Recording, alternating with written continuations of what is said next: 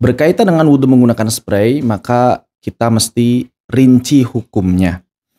Jadi teman-teman yang dirahmati oleh Allah Subhanahu wa taala, dalam berwudu itu ada yang namanya masah dan ada yang namanya ghasal. Masah itu artinya mengusap. Seperti misalnya kita cukup menyemprotkan spray seperti ini. Lalu kemudian tangan yang basah ini kita usapkan pada anggota wudu kita.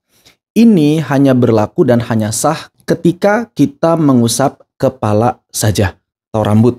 Misal ketika kita bagian dari rambut, cukup kita semprotkan sampai tangan kita basah, maka cukup tempelkan sebagian rambut, maka ini sah dalam mazhab Asy-Syafi'i.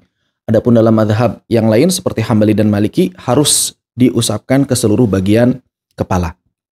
Sedangkan untuk bagian-bagian yang lain seperti wajah, tangan sampai siku, dan juga kaki sampai mata kaki, maka itu tidak cukup dengan masah saja, melainkan harus mengalirkan air yang disebut dengan ghasal. Ghasal itu secara bahasa artinya mencuci.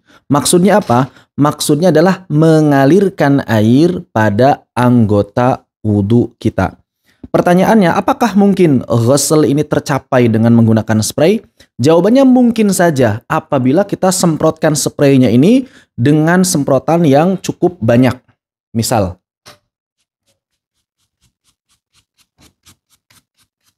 nah, ciri dari ghasal adalah adanya buliran-buliran air yang mengalir, sehingga apabila kita letakkan tangan atau kita biarkan tangan, maka akan ada air yang menetes. Nah, ini sudah mencakup makna ghasal, tinggal diratakan saja. Apabila memang cara berwudu dengan menggunakan spraynya seperti ini, maka insya Allah sah.